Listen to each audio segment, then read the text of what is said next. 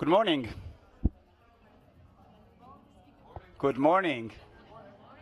Thank you. I now have your attention. My name is Dan Salaver. I'm the head of Can Next here at the Marché de Film, and this is the last day of the Marché conferences, and what a show it has been. We have had, until this point, 38 sessions, extraordinary global virtual production summit, a lot of insights about AI and the state of the film industry, the Ukrainian delegation, the Banksy installation, and so forth. And I think it's really exciting to, start closing our Marché this year, looking into the future, and a rather extraordinary project that is going to give a lot of insights into the state of the European film industry, but I hope also on a global scale.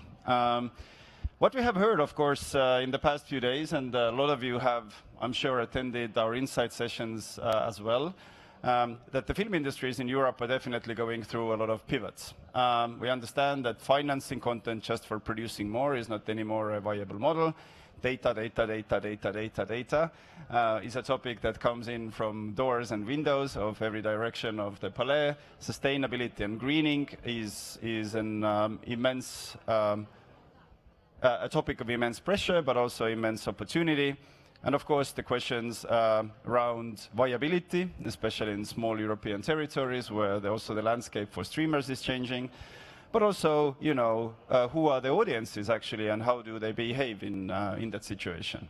Those are all very, very big questions. The media outlook also put out on Saturday that we really need to start pivoting our business models in this industry. But the question then really is how and based on what type of data.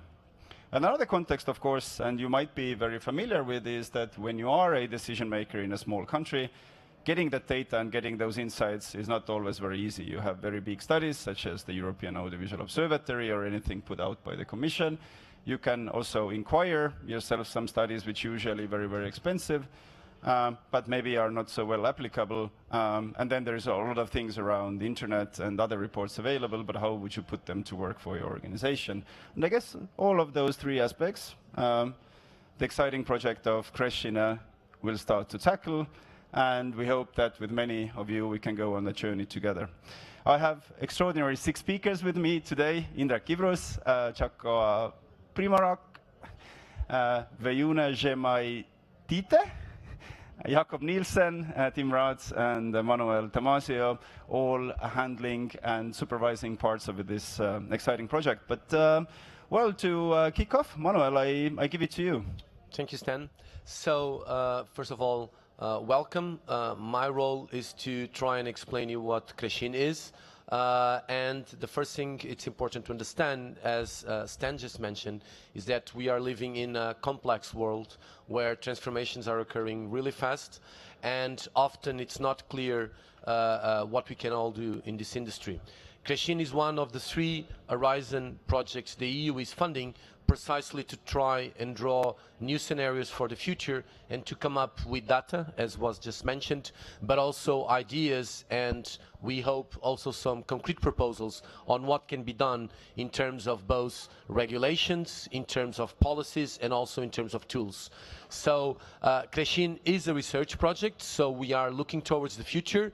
We hope that 3 years from now, when we come to this Marché, we will have a lot of conclusions and hopefully some solutions to But also meanwhile, so you don't have to wait for 3 years, right? And in the meanwhile, we will be tackling a very concrete problem, which is what we have called small markets. So crescine deals with the competitiveness of the European film industry, focusing on small markets. And we are dealing with a sample of 7 countries, Estonia and Lithuania in the Baltics, Denmark, Nordic region, Ireland, Belgium, Croatia, and Portugal in the south of Europe. So, and looking and tackling these markets will hopefully give us an insight into what the future will look like, and also to try and get away some of the clouds in the horizon in terms of the discussion, for instance, that Stan just mentioned on less is more, which is, as I hope we'll talk a little bit today, not that much a clear decision route in the case of small markets. So as I said, we are focusing on small markets. We are organized into different work packages, and the focus on... And for those who don't know what work packages are, then those are almost like mini projects within a larger big project, plan. within a bigger plan. Or focus areas. Yeah.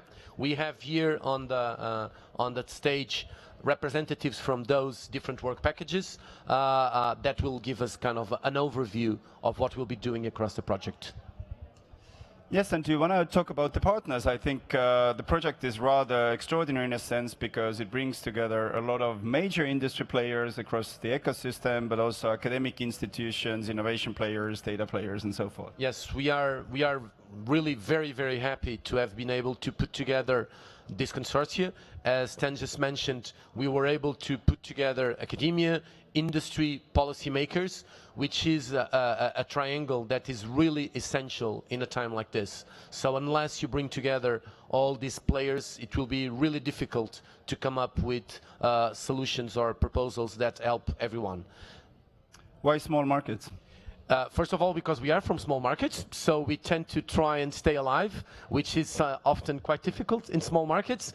But secondly, because we are convinced that small markets represent a strong potential for Europe. So we don't want to continue discussing the competitiveness of the European film industry, focusing only on the traditional champions, because we think that there is a very strong value. Probably are quite particular as well. Yes, and these ecosystems we are focusing on all have their specificities and all suffer or benefit of some of the European, let's call it, differences.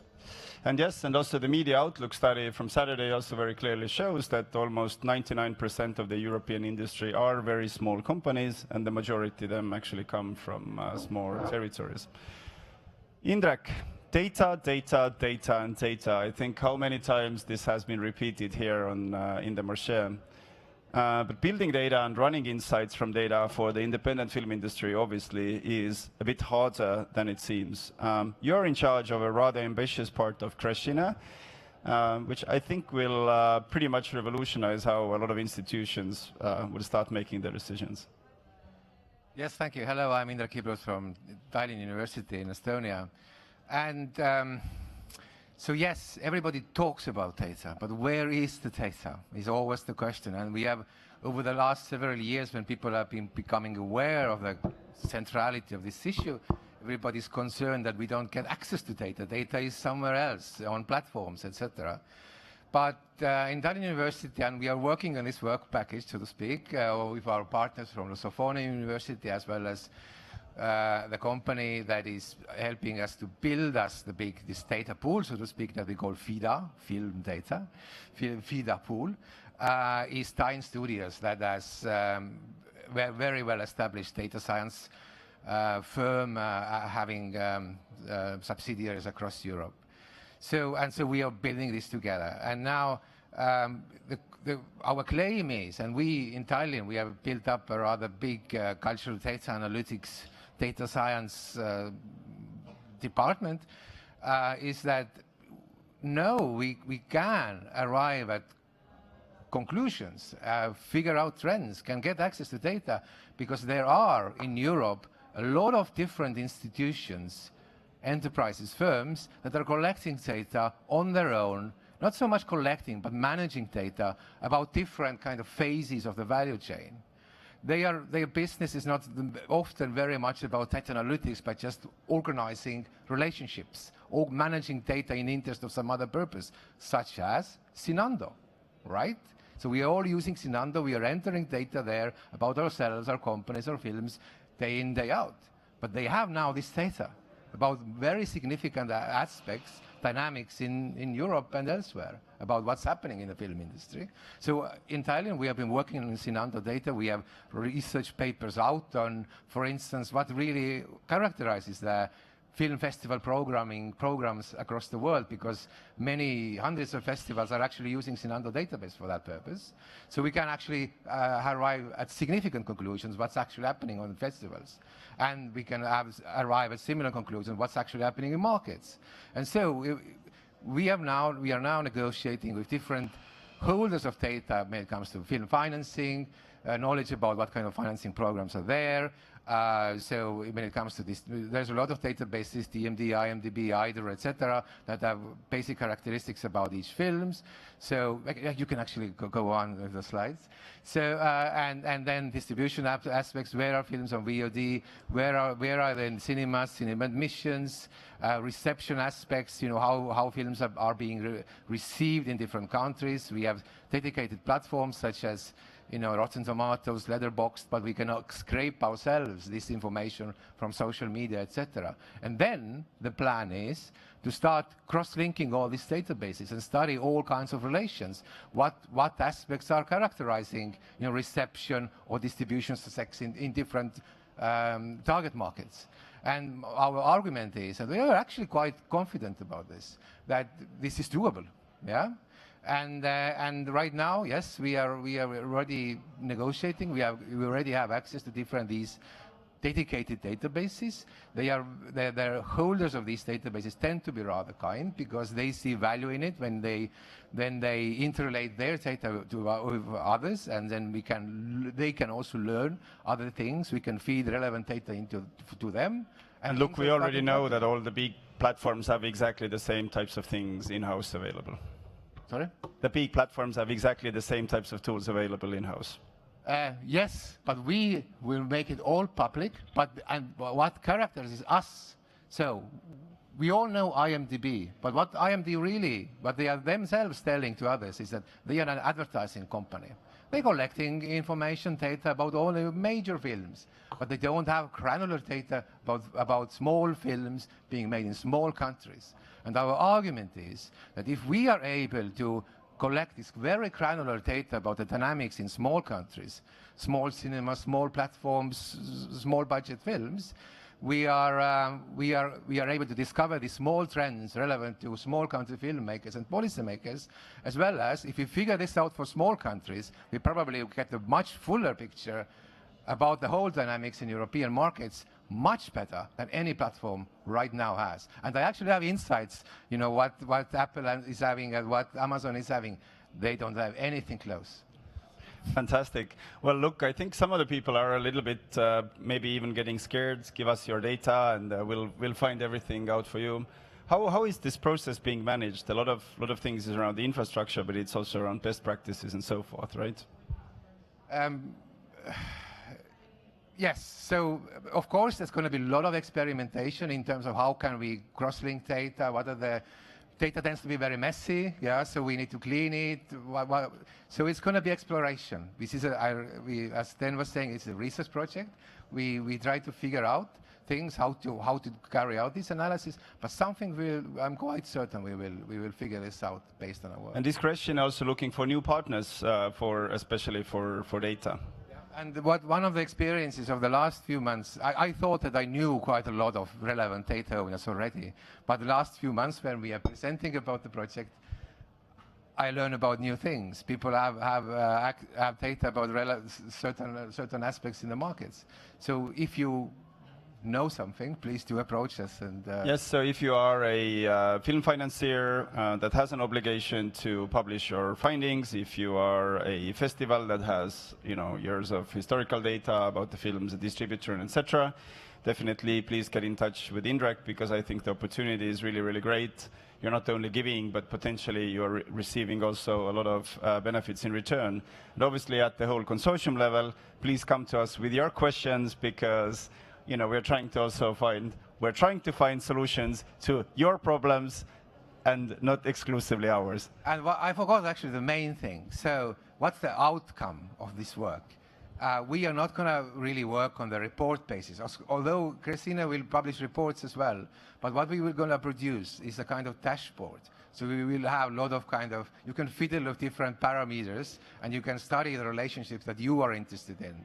Whatever film you're having, whatever role you're having in the industry, you can study the relationship between different aspects that you are interested in, discovering possibly little small trends that are irrelevant to other people, but maybe important to you. Thank you, Indrek. Well, Jacob, Veljuna, and Jaka, why we need to compare small film markets? That's a very good question. I think one reason is that Europe is also a region of small film markets altogether. So even though we have selected 7 what we call ecosystems, I think they will have much more explanatory power than just the 7 that we have selected. But I'm not saying that they're necessarily representative of the entire region. We'll see. But for the moment, we're doing a deep dive into our 7 markets. And it's really interesting. So in the work package I'm leading, I'm really dependent on participants from all our different ecosystems, because we need to pool our knowledge, and particularly the more qualitatively oriented knowledge that is not available, for instance, by means of the European Audiovisual Observatory. But I think what's important to me is that we, at least the work that I'm leading, that we have 2 avenues. One, it's more like conceptual, theoretical, you might even say, that we're actually trying to look at the ecosystems as such. And this has been done within journalism studies, within television studies to some extent, but it's not that prevalent of a sort of enterprise within film studies. Yeah, so how is your industry ecosystem really Exactly. operating? And I don't know where we are heading at the moment, but that's just if you want to picture something in terms of, well, where could we potentially end up? We could end up with, let's say, a taxonomy of 4 different small ecosystems, and then each would pursue a different kind of trajectory towards competitiveness. So when we're looking at competitiveness, it's not one size. So not really fits all. one size fits all, yes. No. So that's what I am envisioning, at least for the time being. But I don't know. So you have some data to share with us as well. Yeah, let's start with the first slide, because this is, I just mentioned sort of the theoretical conceptual dimension about, let's say, taxonomies of film industries. What we are also doing in this work package is more empirical analytical work. And this is just one slide to show how different our 7 markets actually are. So at the moment, we are harvesting different indicators, let's say domestic market share. How well are Estonian films doing in Estonian cinemas? How well are Croatian They're films? getting much better, I see. Yeah, it's so interesting to come across this knowledge, and but also to be a little bit careful about saying that all's well in Denmark, for instance, because you can see the market shares are tremendous in that market.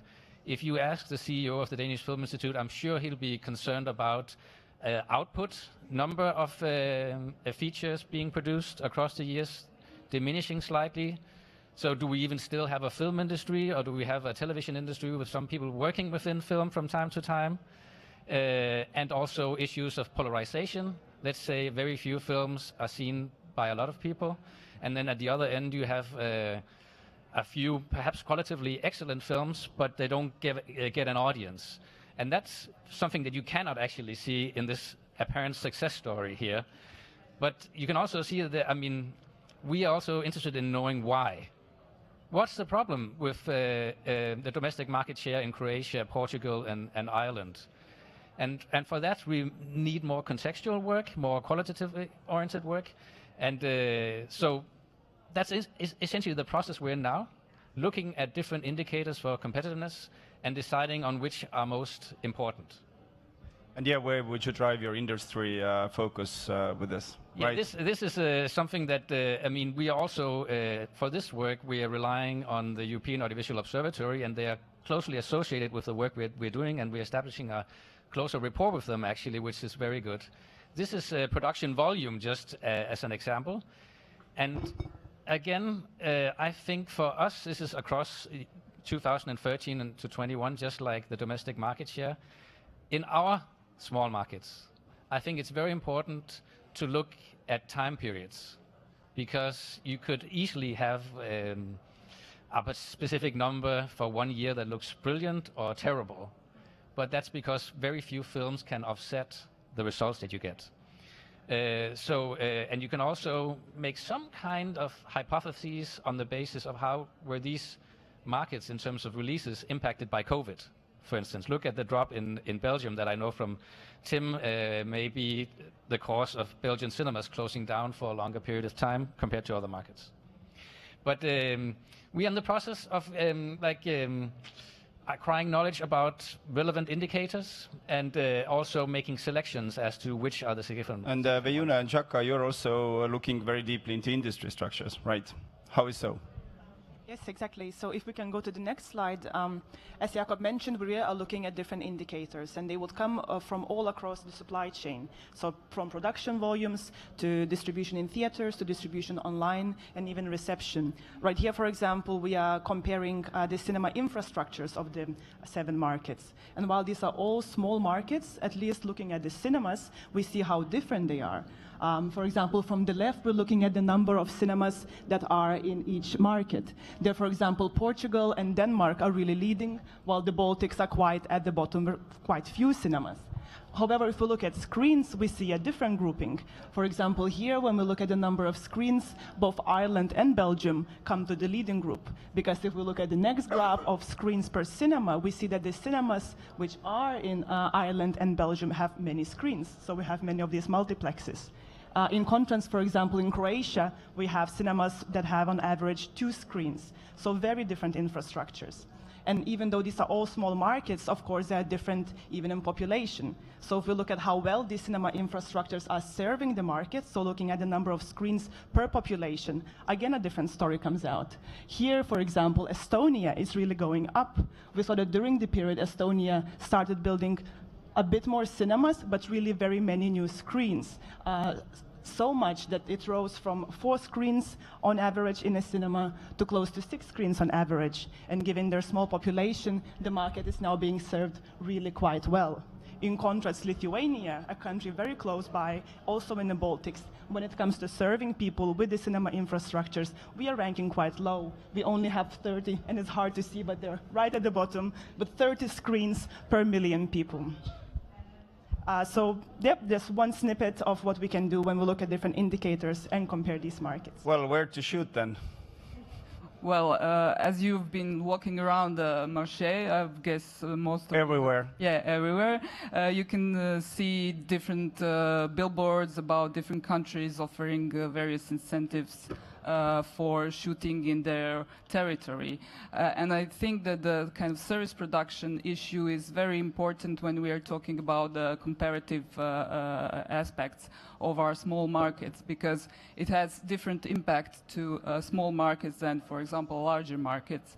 And considering usually what is kind of the primary issue that everybody talks about is like the economic attractiveness. As you can see, for example, from this graph, the small markets are kind of comparingly still some of the countries that we are including in our analysis are faring kind of fairly well. But when you kind of look at the overall global story of the incentives, it is a very difficult position for small markets, because they're very big global players in this. But for the comparative issue, when you look at the small markets, it's how actually the service productions are impacting the local labor force. Can actually the local productions survive well when the big service productions are coming into town? That's particularly evident in your home country as well. Yes, yes. In Croatia, this has become an issue that that will be developed. There will be some other incentives will be developed in order to kind of overcome this issue. Some of the research we are into preliminary, of course, overlooking the contextual situation of all the incentives that are available. But service productions, yes, they bring new jobs. They bring upskilling to the teams. But are they really then the driver of the ecosystem? Yes, yes. That kind of really becomes issue, and really important thing to discuss on when we are comparing the small markets. Although, of course, the overall story usually is advertised as bringing towards larger GDP, developing film tourism, but what does this film tourism does to particular locations? For example, the wear and tear of cultural heritage that is being used in, for example, like big service productions like in Dubrovnik of Game of Thrones, of Star Wars. What does it does to gentrification of some of the places that have been used? So these are it's a complex issue of positive and negative things. So really looking at the kind of the efficiency and the impact of cash rebates and all of those aspects. Yes. Thank you, Tim. Yes. Audiences. Lucia Recalde said 2 days ago that we have a really big issue with audiences. My interpretation, not a direct quote. How do we make our content more relevant to the audiences? What is happening at the distribution? I think the main issues that are relevant for us to look at in Crescine is that distribution has fundamentally changed. COVID didn't change distribution, it just served as a catalyst for some things that were already going on. I think from a film point of view, we see that the impact of platforms, and especially for small markets, has been detrimental, but also a positive one in everything related to scripted content. But for feature film production in small markets, these platforms tend to have a different impact and have tended to have overlooked production in feature film. We also see that for distributors, for working with SVODs, that has instigated a new set of challenges, because on the one hand, producing for SVODs has become sort of a trade-off between getting a bit more creative leeway and a bit better budget, but on the other hand, giving up most of your IP or working under very strict legal constructions. So on top of that, adding to the impact of platforms, we see that the cinema windows have reshuffled fundamentally. Windows have become shortened, they have been multiplied and so on. And since COVID, people have returned to cinemas, but cinema going in itself is also shifting, and we see a growing discrepancy between the blockbuster phenomenon and art house cinema still surviving, but suffering from this enormous legacy cost. A lot of cinemas need to be renovated. They still attract audiences, but they need to pay enormous rents. They need to renovate, and so there's a growing discrepancy there. So for small markets, like I said, platforms impact small markets differently. We still know little about the effectiveness of all the strategies that our screen agencies have been put in place to boost distribution.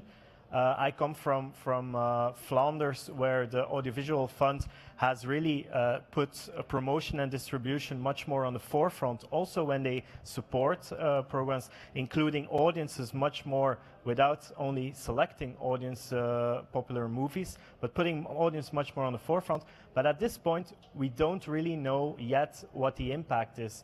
Did that maybe benefit small films, or does it increase the polarization between these art house and commercial films?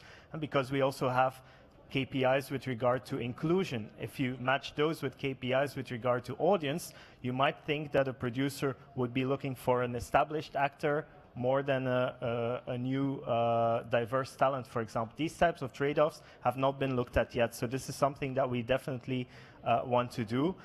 On top of that, when we do research on small markets, we're always, and this is why we need to work package on the comparative research, we're all looking at what's happening in each other's markets, but we're often lacking the context, and that's definitely the case for all research on exactly why something happens. Exactly, yeah.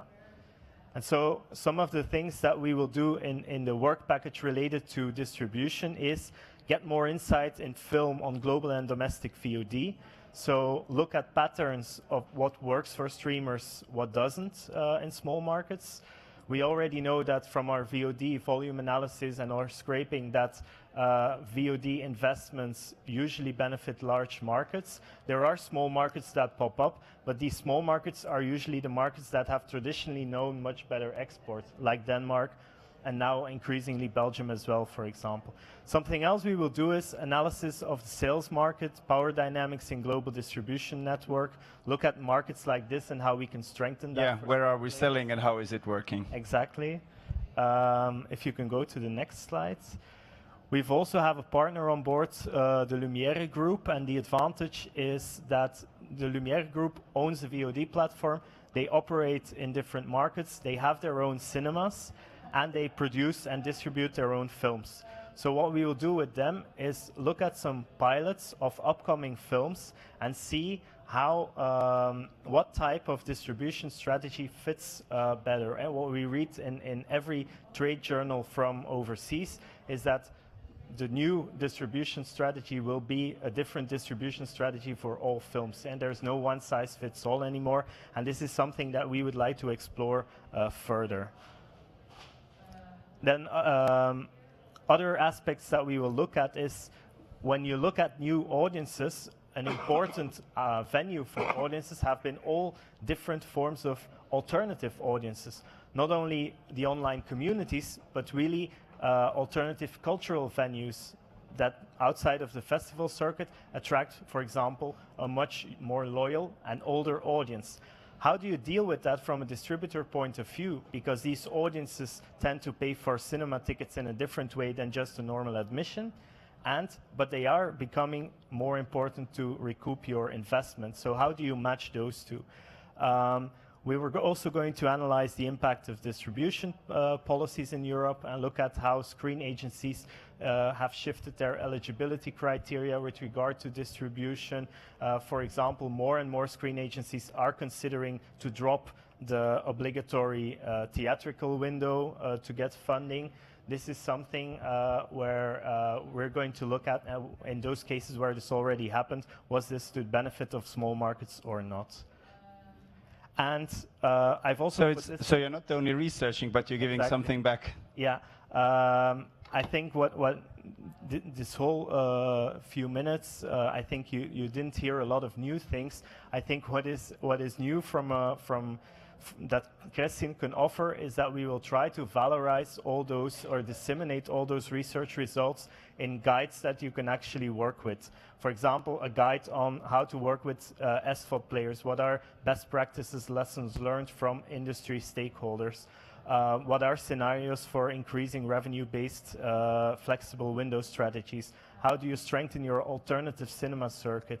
What are best practices for industry, screen agencies on supporting audience development? We're going to try to be as concrete, specific, and practice-based as possible. So what we need for that is, and I'd like to take the opportunity once more, is your input.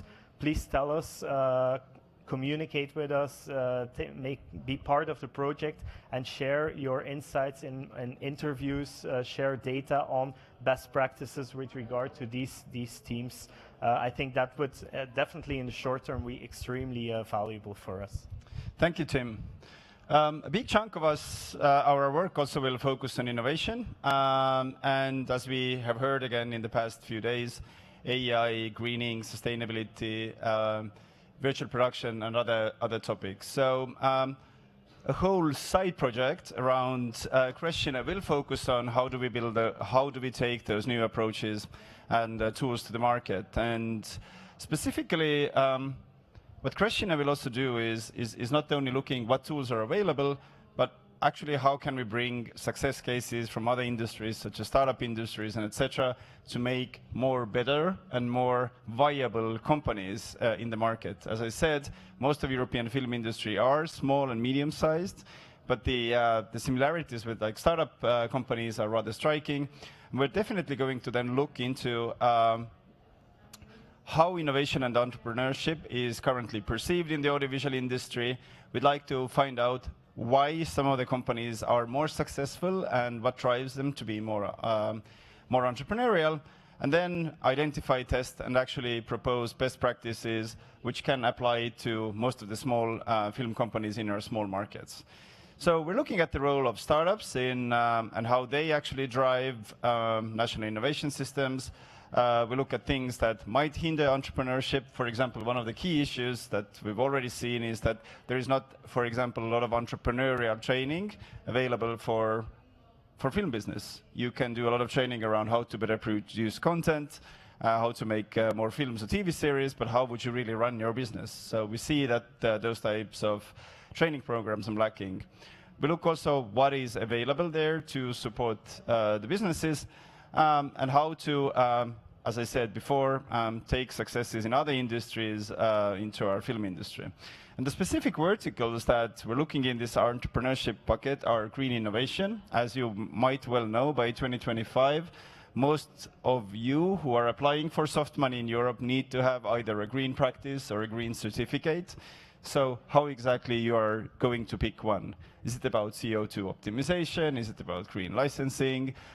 Is it about certain types of sustainability conversations, etc.? So together with our friends from Denmark, we're going to release a guide how you can pick what type of green innovation model is suitable for you. IP and IP and IP has been repeated here at the market as well. So what would be the guides of managing and protecting your IP? What changes are in the digital environment? AI is coming in again from tools and Windows. And the really interesting part that we're doing with Black Nights Film Festival and the Industry at Tallinn and Baltic event, we're basically looking at how to also boost the validity and the long-term impact of co-production projects in the market. And to our findings, especially in the next year, we're going to run a few trials and pilots. If you have ideas or pilots in your respective festivals or markets, definitely come talk to us. And we've started the project already in March. And one of the key things is also look very closely at the skill markets. One of our key partners, the European Film Academy, has recently sent out a survey. If you are a EFA member, please do answer that survey, because obviously out of that, we'd also like to know what are your concerns and what are your wishes for European skills. And all of this will fuel into a State of European Film platform. This will be our annual publication, like the Nostradamus report. It will be released next year in February during Berlinale, both as a physical copy and a digital copy. So all of that work will be accessible on that platform. Manuel, I'm going to kind of throw back to you then. What are the kind of key activities, what we're trying to do year one? So, as you just said, the project has already started. It started in March. And during year one, we are basically doing across all these work packages that were described, initial collection of data. We are also mapping what we are doing, not only via comparative studies across these markets, but also mapping the stakeholders across the different territories. As was already mentioned, we are in a crucial moment of identifying the key players. So for us, the key players are not the bigger ones, because we are talking of small markets. We are looking for traits of innovation, and that's really difficult. One of the things that really impressed me across some of the conferences and presentations here is that the buzzwords keep on coming, but it's really very, very difficult to then identify the commonalities in terms of innovation. And that's something that we are very, very interested in across these different countries. That's why we are sending out a questionnaire to producers to try and come up with a sample with whom we will work in the coming year, building up these pilots on innovation, on IP management, on putting together the skills that can increase competitiveness. When and how we'll be releasing materials? That's going to also be a rather frequent process, right? Yes, so every year, not only in the Berlinale, but also in Cannes, we'll be releasing both the reports that were already mentioned, but also the guides that were mentioned by Tim, and a number of smaller reports that we hope will support decision makers who have an interest in these specific markets, but most important, will also support funders and policymakers in drawing up better policies. I think we are living in moments of change. The transformations are really fast. The talk of the streamers is here to come. The talk of AI is here to come. And policymakers need to move much faster. When we look at the discussion, for instance, a couple of days ago on the Audiovisual Media Service Directive, if we take too long, when we get there, the policies will completely be outdated in face of the transformation of the market. So how can those new parties collaborate with Crescine? First of all, via direct contact with us on our website. Also, we will be reaching out to you. So please, as Stan already mentioned, answer the surveys. But very importantly, in a couple of months, we'll be reaching out to samples of producers and other players across the value chain to work directly with them in the development of these pilots. So we'll actually be providing not only support, not only learning from what they're doing, but we hope also drawing up. And we need to learn about the questions important to you, right? Yeah, and because the main focus of these 3 projects, namely Crescine, is to help the industry. So we are not here to kind of scrutinize what's going on. We are here to help the industry. And again, I would like to highlight that we are currently in the scope of these EU-funded projects, the only one focusing on these markets. So we think we really have a chance of doing something that will have an impact. There's almost 4 million euros allocated for providing answers to your questions. Exactly.